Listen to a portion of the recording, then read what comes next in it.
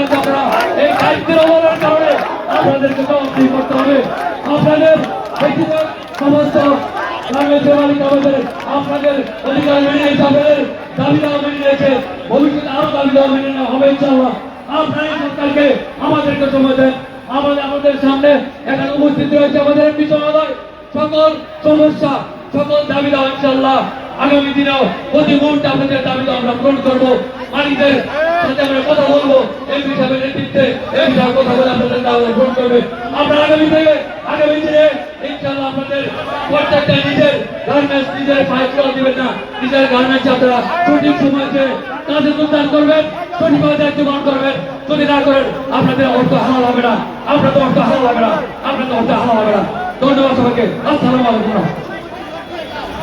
বক্তব্য রাখছেন শ্রমিক দলের সাধারণ সম্পাদক আমাদের পরিচিত নেতা আব্দুল কাদের।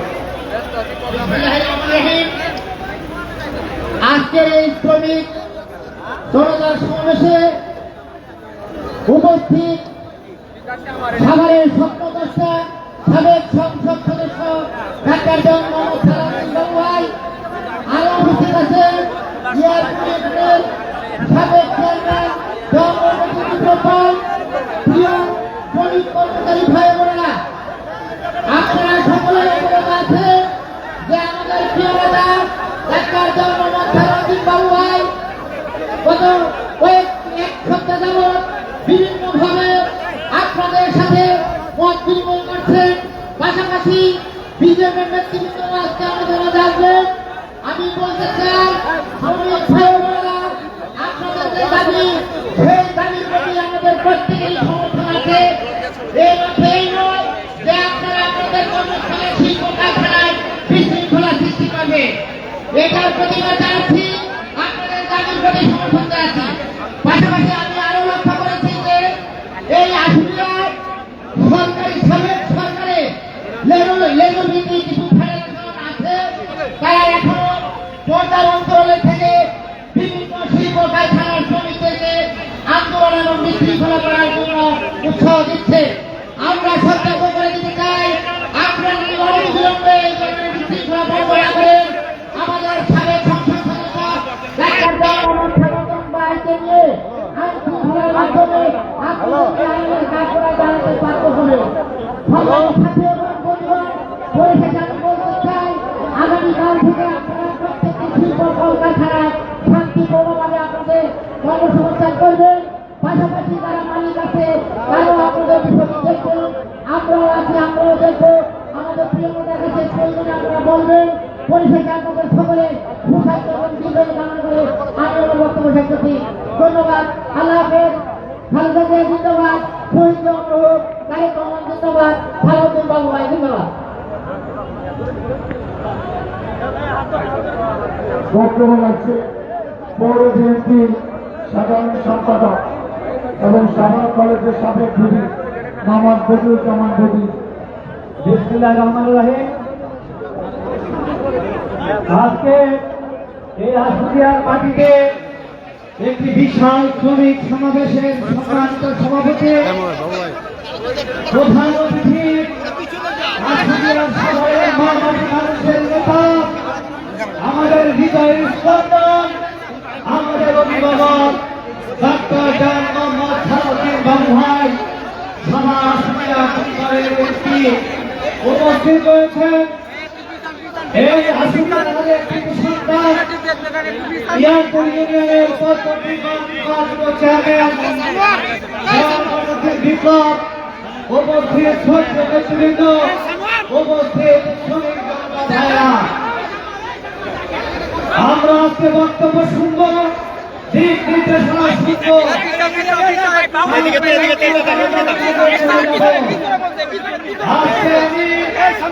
শ্রমিক ভাইদের উদ্দেশ্যে বলতে চাই, আজকে তারা আশুলিয়ার মানুষ, সাধারণ মানুষের অর্থনীতির ভাগ্যের পরিবর্তন তারা করেছেন, সেই নেতৃত্বে আসতেছেন। আমরা তাদেরকে সর্বোচ্চ সম্মান দেওয়ার চেষ্টা করব। আমাদের নেতাদেরকে আমরা হেরে এসেছি, আজকে তাদেরকে সম্মান দিলে সালাউদ্দিন বাবুরাই সম্মানিত হবেন। এরপরে তাদের দিক নির্দেশনা শুনে আমরা বাড়ি ফিরব। আমি একটি উদাহরণ দিয়ে আমার বক্তব্য শেষ করতে চাই। আপনাদের সকলকে বিনীতভাবে অনুরোধ জানাবো, আপনার ইতিহাসের পাতা ঘাটতে দেখবেন আফগানিস্তানের বাদশা ছিল আমানুল্লাহ। বাদশা আমানুল্লাহকে পতন করানোর জন্য ব্রিটিশ সরকার ষড়যন্ত্র করলো। একজন খ্রিস্টান ব্যক্তিকে কোরআনে হাফেজ করে আফগানিস্তানে পাঠানো হলো।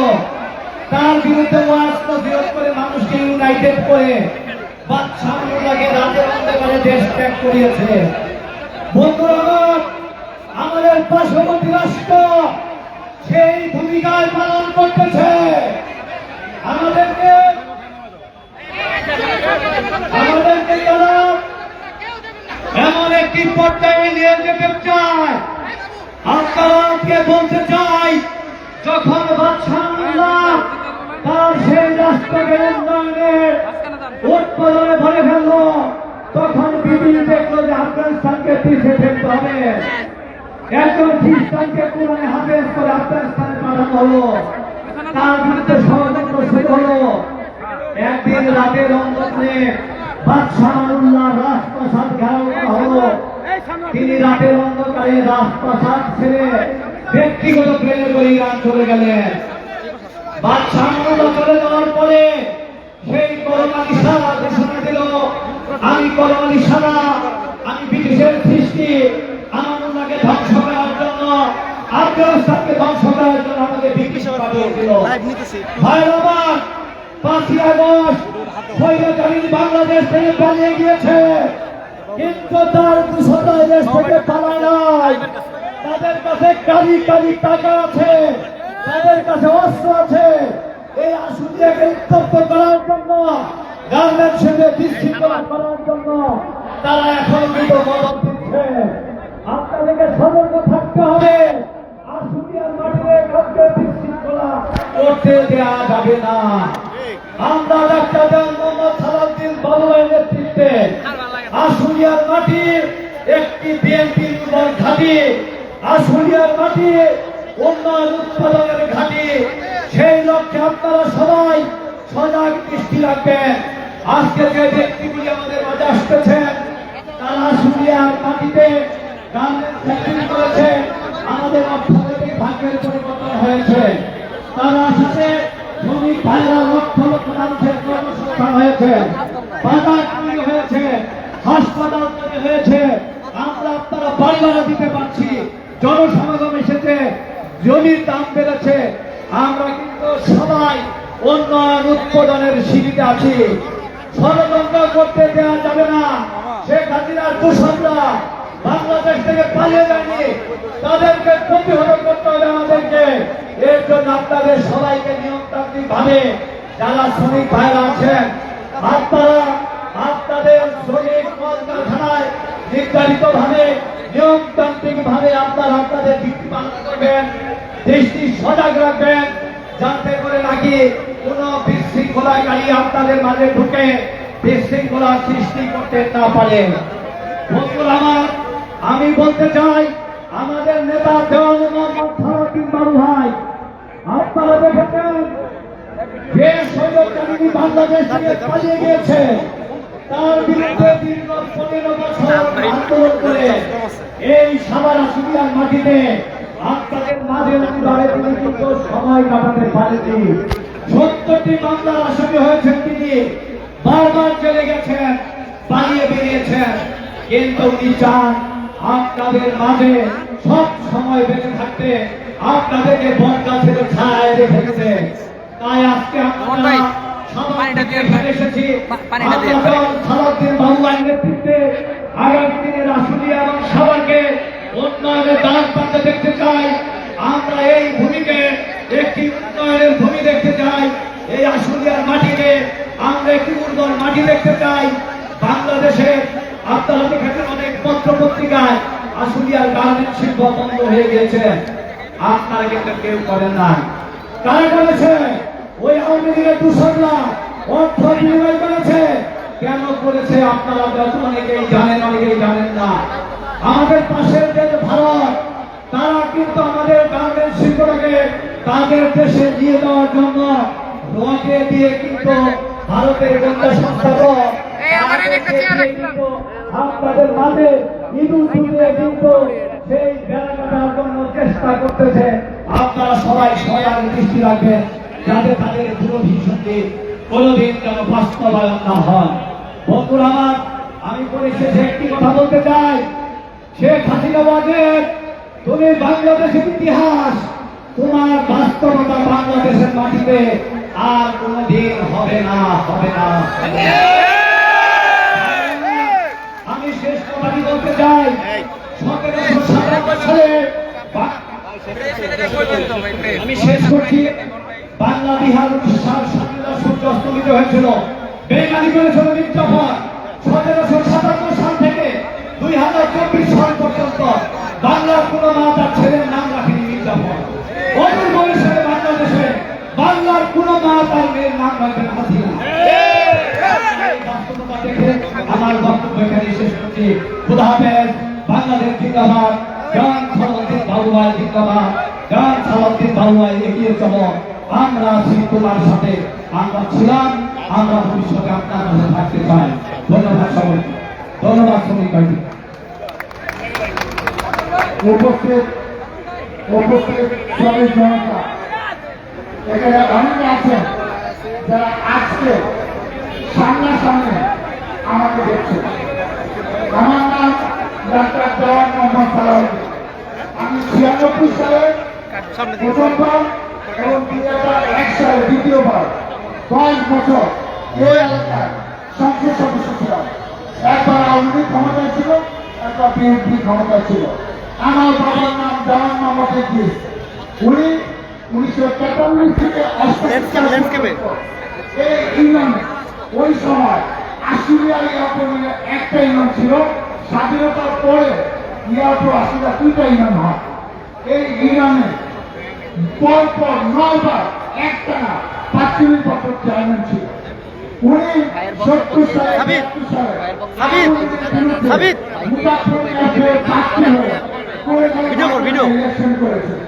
উনি 79 সালে ধানের শীষ মার্কা নিয়ে এই এলাকার আপনাদের ভোটে নির্বাচিত সংসদ সদস্য ছিলেন। 86 সালে বিএনপি নির্বাচনে যায় না, 88 সালে বিএনপি নির্বাচনে যায় না। 1990 সালে 10 ফেব্রুয়ারি আমার আপা মারা যায়।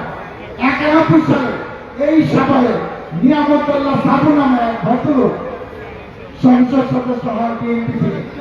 15 ফেব্রুয়ারি 1996 সালে যে সংসদের মেয়াদ ছিল মাত্র কয়েক মাস, উনি যে সংসদে পুরোদল অংশগ্রহণ করে নাই, উনি দ্বিতীয়বার সংসদ সদস্য হয়। আর 96 এবং 2001 সালে আমি এই এলাকার সংসদ সদস্য হয়েছি। 2008 সালে আমি ইলেকশন করেছিলাম, সেই নির্বাচনের খবর জানেন। 14 সালে বিএনপি যায় না, 18 সালে দিনে ভোট রাজ্য হয়েছে, 24 সালে যায় না, সেই কাহিনী আপনারা জানেন। এই কথাগুলো এই কারণে বললাম, এখানে অনেক শ্রমিক হয়তো আমাদের সম্বন্ধে নাম শুনছেন, কিন্তু আমাদের পরিবারের যে কিছু ঐতিহ্য আছে, আমরা একটা রাজনৈতিক পরিবারের সন্তান, এটা অনেক হয়তো জানেন না। আমার আপন বোনের, আমার সবচেয়ে বড় বোনের নাম মিনি আপা। ওনার হাজব্যান্ড হুমায়ুন ভাই আসলে এনারে 27 বছর একটানা চেয়ারম্যান ছিল, 14 সাল পর্যন্ত। আমি ক্যাডেট কলেজে পড়াশোনা করেছি। আমি মানুষের মেডিকেল কলেজ থেকে 80 সালে ইন্টারমিডিয়েট পাস করেছি। আমি মানুষের মেডিকেল থেকে 87 সালে ডাক্তার হয়েছি। আমি 91 সালে বিসিএস পাস করে 5 বছর চাকরি করেছি। সাগরে পোস্টিং নিয়ে রিজাইন করে সরকারি চাকরি করলে রাজনীতি করা যায় না, এমপি হওয়া যায় না। 96 সালে রিজাইন করে আমি এমপি হয়ে তারপর 3 বার জেল কেটেছি। এখনো আমার নামে অল্প কিছু মামলা আছে, 56টা মামলা আছে। এখন 15 বছর পরে এলাকায় আসছি কিছু কথা বলার জন্য, এবং এত জনগণ পেয়ে কিছু কথা বললাম যে এটা কাজে লাগবে। আমার সঙ্গে অনেক কিছু কেউ জানে না, অনেকে ভুল তথ্য দিতে পারে, অনেক কিছু বানায় বানায় সুন্দর সুন্দর গল্প বলবে, সেগুলা শুনছেন। আপনাদের বিবেক বিবেচনা দিয়ে বিপ্লব থাকবে। এই যে বিপ্লব আমার ছোট ভাই, এই যে ভাই কোনো ক্রস করেন না ভাই, যাবে।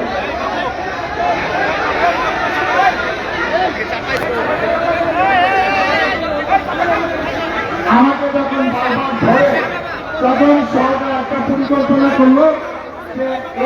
এই লোকটাকে আমি 2016 সাল থেকে 22 সাল পর্যন্ত ঢাকা জেলা বিএনপির সভাপতি দায়িত্ব পালন করেছি। আমি এক সময় ইয়ারপুর 93-তে ইয়ারপুর ইউনিয়ন বিএনপির সভাপতি ছিলাম। আমি 2011 সালে আসলে থানা বিএনপির সভাপতি ছিলাম। 2016 সালে আমি ঢাকা জেলার এখন আমি সহপরিবার কল্যাণ সম্পাদক বিএনপি কেন্দ্রীয় কমিটি এই বিএনপির সাথে আছি। যখন আমার সাথে না পেয়ে চক্রান্ত করলো যে বিপ্লব দুইবার আমার ছোট ভাই দুইবার 11 বছর চেয়ারম্যান ছিল। তারপরে 2014 সালে উপজেলা ভাইস চেয়ারম্যান নির্বাচিত হয়েছে এবং তারপরে যখন তাকে নিয়ে চক্রান্ত হলো যে বিপ্লবকে এবার করলে খুন করে ফেলবে। নিজের ভাইয়েরা তো দল থাকে, তখন ভাই আমি তো রাজনীতি দিতে পারবো না, জেলে যাই সেখানে যাই, আমার তো সরকার কি করে আমার দল দেখবে, আমাকে পিটাইতে পারবে, রিমান্ডে দিতে পারবে, মামলা দিতে পারবে, জেল দিতে পারবে। মাইয়া ফেলার অবস্থা আমি এত খারাপ হিসাবে সরকার জানিও না। আর আমাকে মাইয়া ফেলার অবস্থা সরকারে এত শক্তি সরকারে হয় না। আমার তো মারবে না, তুমি চলে যাও। আমরা পারিবারিক পাঠিয়েছি জীবনটা রক্ষা করা দরকার। অনেকে কমায় গেছে, যারা কম হয়েছে তারা কি আসলে যাচ্ছে কতজন কায়না করে মেরে ফেলছে আপনারা নিজেরা জানেন। আমি সেই কিন্তু আবার আসছে, আমি বলছি এখন আমি এটা কেন থাকবো, তোমার দেশ এখন স্বাধীন, তুমি রাজনীতি করো, যার কারণ জনগণের সাথে থাকো। এই আসলে একটা বিশাল একটা আলাদা জনগণ তোমাকে চাইলে থাকো। আরো যদি ভাগ্যে কিছু থাকে পদ পদ্ধতি জনপ্রতিনিধি হবা, যদি সুস্থ নির্বাচন হয়, জনগণ আমাদেরকে ভোট দেয় কিনা সময় মতো আমরা দেখবো।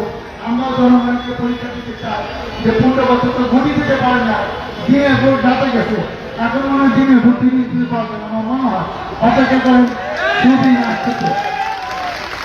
আজকে আমরা যেখানে আসছি এই গার্মেন্টস নিয়ে অনেক কথা হয়তো তাদের সামনে বলবো, কিছু কথা বলে ফেলি, মঞ্চ খালি আপনার দরকার নাই, কারণ সবার কথা আপনারা শুনতে যাচ্ছেন না, আপনারা গণ্যমান্য কথা শুনতে যাচ্ছেন। সেজন্য আর দুনিয়াকে বক্তৃতা দিলাম না যে ওইটার থেকে আমি কিছু বললে আপনাদের কাজে লাগতে পারে। এই গার্মেন্টস সেক্টরে পৃথিবীর মধ্যে সবচেয়ে বেশি টাকা উপার্জন করে চায়না।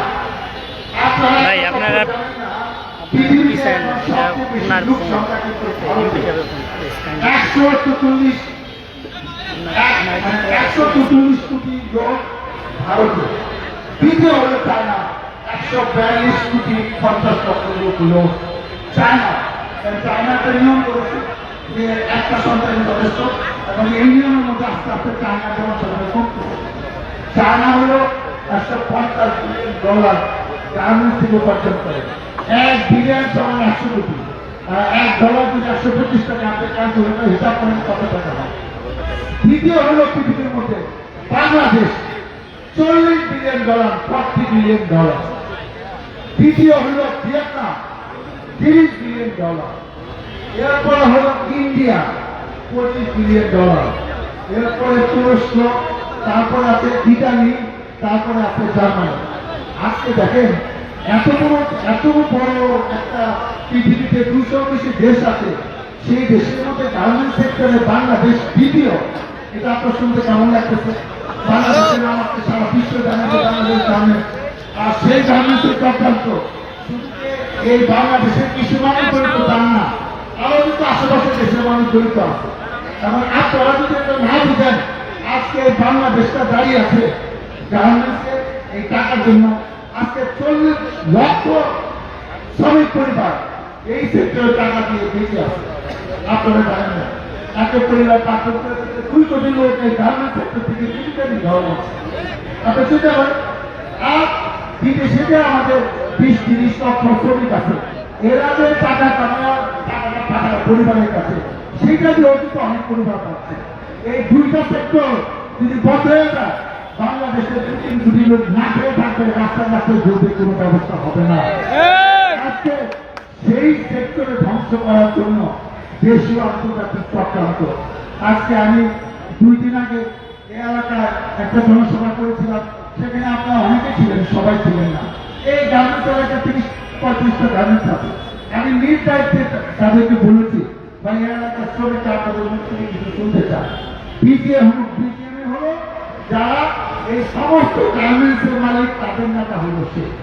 আপনি আসুন, আর প্রভাবশালী যারা মালিক এই আজাদ ভাই উনি কিন্তু আওয়ামী লীগের প্রিয় ছিল স্বতন্ত্র থেকে দীর্ঘদিন আওয়ামী লীগ করেন আওয়ামী লীগের সাহায্য ধানের ফসল খারাপ এটা তো ভাবেন না ভালো মানুষ তার জন্য আছে এবং ওনার যে হামিন গ্রুপ যেটা 18,000 শ্রমিক কাজ করে 18,000 এবং উনি কিন্তু 2000 সালে এই এলাকায় আসছে গার্মেন্টস বানাইছে আজকে এত বছর এই এলাকার মানুষের আমাদের কাছের লোক হয়ে গেছে যে যত কথাই বলে আজকে 18,000 শ্রমিক দেখেন এটা যদি বন্ধ হয়ে যায় কোথায় কারণ হবে ওনার তো আমরা টাকা দিচ্ছি টাকা তো এই প্রতি বছরে কামাইতো শ্রমিকটা আপনার হবে এই যে গভর্নমেন্ট গার্মেন্টস বন্ধ 13 এক ধারা শ্রম আইনে আছে যে মালিক 13 যারা যদি গার্মেন্টস বন্ধ রাখে নো ওয়ার্ক নো পে আপনি কাজ করবেন না টাকা পাবেন একটা গাড়ি যদি একটা শ্রমিক যদি এই 2 দিন 3 দিন টাকা না পায় তারপর তো প্রত্যেকের দিনে টাকা দিতে পড়বে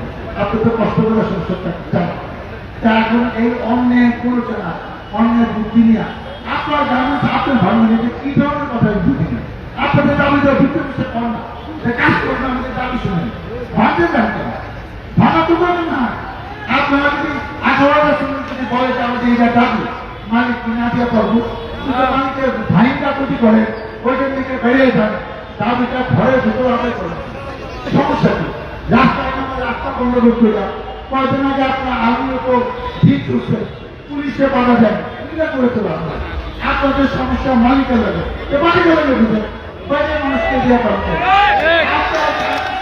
আপনার গার্মেন্টসের সমস্যা আপনার অন্য গার্মেন্টসে দিয়ে বিশ্বাস করেন এই জিনিসগুলো আপনার বুঝতে এই কথাগুলো বলতে এবার এইগুলা গার্মেন্টস গুলা করে আর আমাদের যা তুমি জানেন আমাদের একটা প্রাইমারি কর্তৃত্ব আছে আমরা দীর্ঘদিন এই এলাকায় নেতৃত্ব দিচ্ছি 15 বছর পরে ছিলাম এখন পরে ছিলাম তো আমাদেরকে যারা ধৈরা মেলা ফেলতে রিমান্ড দিবে এইসব জন্য তাদের যে সাংগঠনিক শক্তি তাদের যে জনপ্রিয়তা বেশি তা কিন্তু না ভোটই কমে না সত্যিকারে ভোটের বুঝতাম তারা কত পাথর কাটা তাহলে তারা কেনা ভোট দেয় এখন সেই দাবি নিয়ে আসছি যে ভাই আমাদের অনেক কিন্তু হইল এই যে 2 তারিখে আপনারা দাবি করেন 4 তারিখে টাকা দিবে একটা পা একটু ছুটি টাকা 2 দিনের মধ্যে ছুটে পারো গত মাসে 12 তারিখে টাকা দিলে কিছু করলেন 10 তারিখে টাকা দিলে তখন তো কিছু করলেন এই মাসে এটা হঠাৎ করে আপনারা করলেন যে 5 তারিখের মধ্যে টাকা দিতে হবে এটা তো আপনাদের সমস্যা একটা গার্মেন্টসের সমস্যা না এই গার্মেন্টস থেকে বাইরে থেকে ওই গার্মেন্টস থেকে ভিড়া হয় এই বাইরা মানে আমি তো বুঝি না কি রাজনীতি আমি তো এই বিএনপি আওয়ামী লীগ জাতীয় রাজনীতি বুঝি এই গার্মেন্টসের রাজনীতি বুঝি না আপনারা আসলে কি চান তারপরে আপনারা জানেন কিনা যে আপনাদের টিফিন কিন্তু 10 টাকা করে বলানো হয় যে জায়গা কেউ 20 টাকা দেয় কেউ 30 টাকা দেয় কেউ 40 টাকা দেয় সবাই টাকা দেওয়া হয়েছে বিজেপি যাতে প্রত্যেকে 10 টাকা করে দেয় বিজেপি একটা নেতা কোন মানুষের সাথে আলাপ না করে বাড়াই দিল এই এত ক্ষমতা তারা আসতে ইচ্ছা করে অনেক গার্মেন্টসের অবস্থা অত ভালো না অনেক মানুষ তো ঠিক মতো বেতনও দিতে পারে না তাও তো যে চাপ করলো এটা নিয়ে একটা সমস্যা হতে পারে তারপর হাজিরা গোনা 225 টাকা এই মাস থেকে বেড়ে গেছে মাসের শেষে প্রত্যেকে 225 টাকা এক্সট্রা পাবে কেউ 400 পান কেউ 500 পান কেউ 600 পান দিয়ে যায় পান নতুন আরো 225 টাকা পাবে তারপর তারা রাজি হয়েছে এই যে নারী পুরুষ বৈষম্য অনেক তালিকা নাকি বলছে যে আমাদের মহিলা শ্রমিক দরকার আমরা মহিলা শ্রমিক বেশি আপনারা বলছেন এখন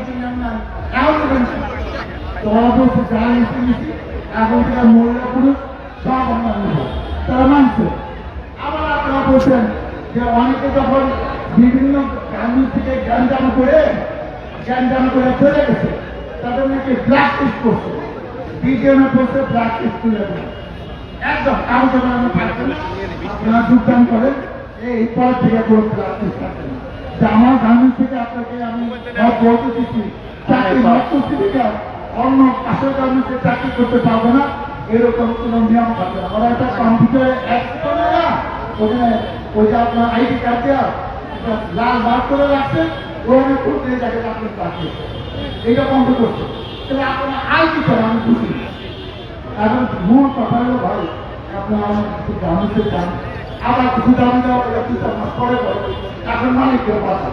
কারণ আপনি আমাদের বলে যে আমরা অনেক আপনাদের উন্নতি থেকে কাজ না করা, কেন আওয়ামী চালে কেন নাই? এখন তো বিএনপি সব করতেছে, সেটা বিএনপি পারে না কেন বলেন? এখন আমরা কি করি? এখন আমি যে এত বড় নেতা, অনেকে মনে করে অনেকে মনে করে না, কারণ আমার কথা কেউ শুনে কি শুনে না। 15 বছর পরে যেতে পারি না, অনেকে তো চিনে না, তাহলে এই কথা মনে তো দল মানে না। আপনি এরকম নেতা, আপনার এত বছর পারিবারিক ঐতিহ্য, ভাই ভাই বাবা সবাই রাজনীতি করছেন, আপনি মুখ বলছেন না। এই লিগে এলাকায় এসে আপনি আমাদের এই যতজন থাকে ওনারা আসবে, ওনারাও দুটার কথা বলছে, ওনাদেরকে বলে ওনাদের আমরা অন্তত কাজে যাব, যেটা আমরা বুঝতে পারি শনিবার রোববার সোমবারের মধ্যে এই সমস্যার সমাধান হয়। এই কথাগুলো বলতে হবে, যে কথাগুলো ওনাদের সঙ্গে বলতে এটা তো নেতৃত্বের কথা কিন্তু বলে আপনারা এটা বিবেচনা করেন। আপনারা এলাকা ভোটার, আপনাদের ভোট নিয়ে আমাকে এলাকার এমপি হইতে হবে, সংসদ সদস্য হইতে হবে, আমি কোনো সত্যি কথা বলছি না। কিন্তু এতদিন ধরে যা করলে মালিকের যে ক্ষতিটা হলো, আপনাদেরও কিছু কিছু ক্ষতি হচ্ছে। গ্রামের জনতা আপনাকে টাকাটা মালিক দিবে, আপনি যে কাটিং বন্ধ করছেন টাকা তো পাবেন, কারণ আপনার তো পরিবারের কাছ থেকে চাপ হইবে যে তুমি যখন আন্দোলন করো তোমার তো 4 দিনের টাকা কাটা গেছে।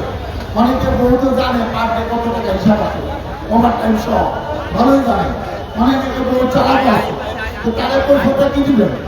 বাড়িতে দাম দেখেন বউ কি করে। আপনি মনে করছেন এই টাকা পয়সা হিসাব ঠিক মতন বউরা কি করে? নিজের কথা বলে আমরা আপনার দেখবেন বুঝে। এখন যেটা মূল কথা ভাই, এই যে বৃষ্টি আসবে না কি আসবে, আর আপনারা ভাই একটু হাত তুলে বলেন যে আপনাকে এখান থেকে যাবেন শনিবার এই যে সেনাবাহিনীর বাইরে দাঁড়ায় আছে, আইন শৃঙ্খলা রক্ষা করে সন্দেহ করে আছেন আপনারা ঘেরা দৃষ্টি করেন না। ওনারা যে কাজটা করছে আজকে কি বলবো যে ছাত্র ভাইদের উপর আমরা জিনিস করবো না, এটা আমার দায়িত্ব না। আমার দায়িত্ব আইন শৃঙ্খলা। এই আন্দোলন আপনি আপা ম্যাডাম আপনি মোকাবেলা করবেন, এটা আমাদের দায়িত্ব না। যেদিন এই কথা বলছে তারপর দিনানি পালায় চলে গেছে, উনি আর দেশে নেই। ওনারা যে কাজটা করছে এটা তো আপনারা বুঝেন নাই, আমরা বুঝি। সেই সেনাবাহিনী রাস্তা দিয়ে হাতে কিছু মনে করেন না, সেনাবাহিনী কি পারে এটা আপনারা দেখেন না। আপনি এইভাবে আন্দোলন করতে থাকেন, এখন তো আমি সুন্দর দেখা পেলাম, আমরা কিছু করবো না, ওরা দেখেন কি অ্যাক্সিডেন্ট হয়, এগুলো রাষ্ট্রীয় সম্পদ। এইসব অন্য কোনো কাজ শুরু না, পুলিশ কাজ ধরে না, পুলিশের কাজ করছে। এখন সে পুলিশ বুঝে যে আমি কি কাজ করছি 15 বছর। এখন রাত্রে খালি রাত্রে নামাজ পড়ে আল্লাহ কাছে কান্নাকাটি করে, আল্লাহ আমি যে কয়জন মানুষকে মারলাম, কয়জনকে পিটাইলাম, তার পরিবারকে ধ্বংস করলাম, কারণ আল্লাহ তুমি মাফ না করে তো আমার প্রতি করতে হবে। তার প্রবণ নয় যে তুমি কি করছো, তোমার বিচার তো আল্লাহ করবো। তোমার বলছিলাম 2 বছর আগে আর কাম করবো না, তুমি আমার কথা শোনো নাই। এখন তুমি বুঝো আল্লাহ বিচার, আমাদের আল্লাহ যে বিচার আছে এটা কিন্তু আমরা দেখছি। আমরা 15 বছর আন্দোলন করে যে কাজ করতে পারি নাই, সেটা কিন্তু এই শৈশবের ছাত্র আন্দোলনে ছেলেরা কিন্তু জীবন দিয়ে বুঝে দিচ্ছে। আমার তাদের প্রতি ধন্যবাদ কৃতজ্ঞতা, যাদের জীবন চলে গেছে তারা শহীদ মর্যাদা পাবে এবং তাদেরকে কিভাবে সম্মানিত করে রাষ্ট্র দেখবে। আমরা অনেক ভবনের নাম, শিক্ষা প্রতিষ্ঠানের নাম, রাস্তাঘাটের নাম আমরা করবো।